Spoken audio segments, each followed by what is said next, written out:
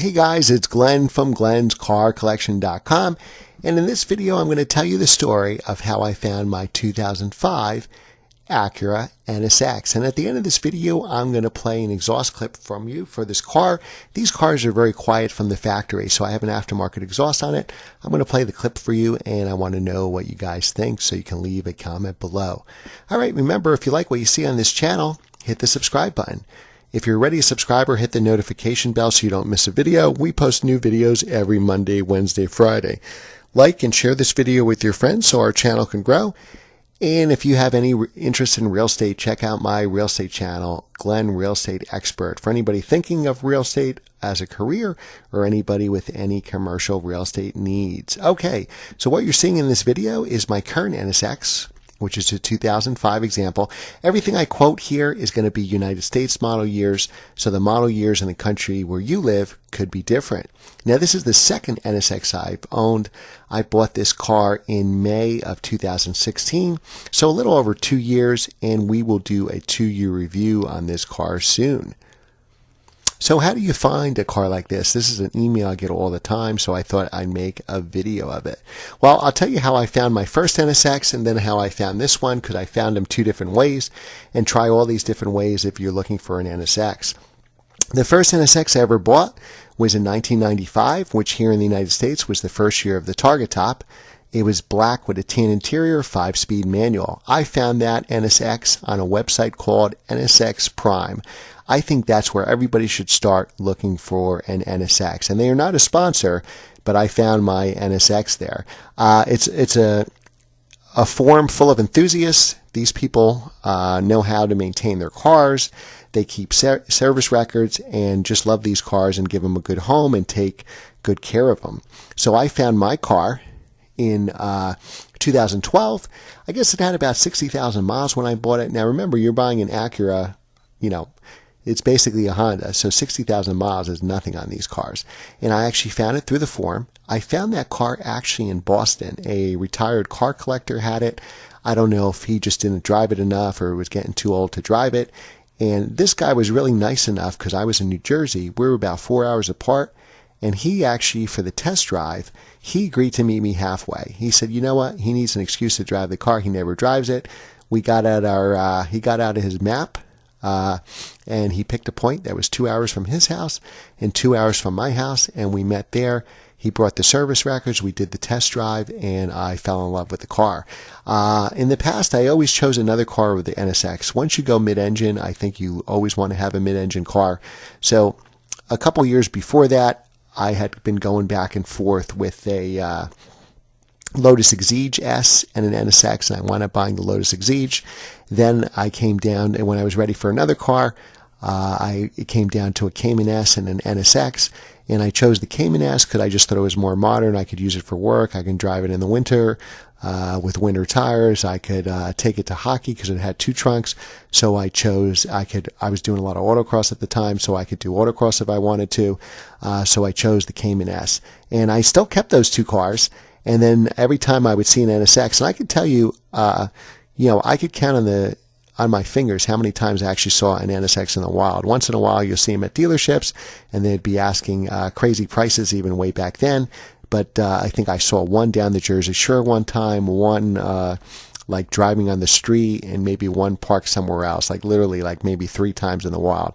But anytime I saw one, I really lusted after it and said, wow, I really need to have an NSX because, I need to have one in my life, but I never driven one. So thanks to that seller, and I wound up buying that car because I fell in love with it. If he didn't come up with that idea of meeting halfway, who knows, maybe I wouldn't even have had an NSX. It's very hard to find a good example of these cars just because they were cheap for so long, and I'll get into all that. I'll do a separate video on that. But you definitely want to have owners that maintain the car. So I had that car for about 4 years, and I drove it probably about 10,000 miles, and I loved every second of it, probably a little more than that. I had a bunch of other cars, so that's why the mileage was low, but I took it everywhere. I don't think I ever took it to work, but I took it to hockey. I took it at drives. I tried to drive that car all the time. During when I owned my 1995 black and tan NSX, I probably went through another 20 or 30 cars in those 4 years, and my neighbors were always like, you must love that black car because you keep going through all these different cars, and that black one is always in the garage. So yes, I do love the NSX, and I loved it so much, I said the only thing that'll ever make me sell the car, because I always wanted a blue NSX, would be if a Long Beach Blue Pearl example like this one came up. And these were only made facelifted cars, the ones that have the fixed headlights from 2002 to 2005. And again, that's United States model years. And I said only if an 05 came up, because they only made 248 cars total in 2005, which was the last year of the original NSX, and only 26 with this color, Long Beach Blue Pearl. So 16 of them had black interiors like this, and those are all 6-speed manual. 3 had tan interiors, which were all 6-speed manual, and then 10 of them came with a blue interior. That's kind of love it or hate it interior, so look at that before you decide. 7 of those were 6-speed manuals, and 3 of them had automatic transmissions. So how did I find this car? Believe it or not, I did not find this NSX on Prime. So remember, my first NSX, a 1995 example, I found on NSX Prime, and then I sold it on NSX Prime. But this car I actually found on Auto Trader.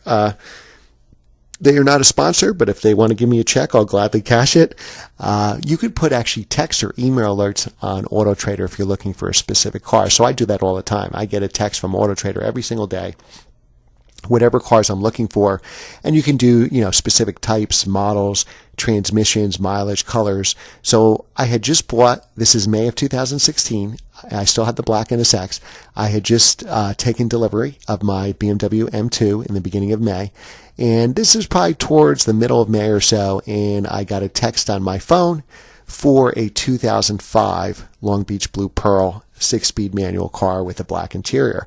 I was fine with an interior. I don't know if I wanted a blue interior, but black or tan, I would take it. I've never actually seen a blue 2005 up for sale, and this person owned it. I'm the third owner. The owner I bought it from owned it since 2007. So he had it, 9 years, and I never saw any come up because, again, there's only 26 cars. So luckily I got that text. I was eating breakfast at about 7 in the morning here in New Jersey, and the car was all the way across the country, about 3,000 miles away. I texted the owner to see if the car was available and told him I was very, very interested. I think I woke him up because he responded to the text and said, "You're first, it's yours if you want it." So now what do you do if a car is all the way across the country? What I'll do is make videos on how I, inspected it and how I got it back to New Jersey. That's a video for another time, so remember to hit that subscribe button. So we have 2 NSXs here. One was found on NSX Prime, one was found on Auto Trader, and they have both turned out to be fantastic cars. More videos on this NSX coming up. Now, when we're done here, I'm going to play an exhaust clip of this car, and I want you to let me know what you think of the aftermarket exhaust, because these cars are pretty quiet from the factory.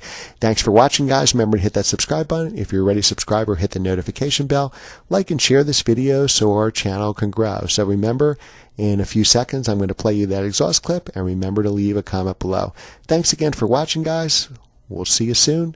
Take care, and here's that exhaust clip.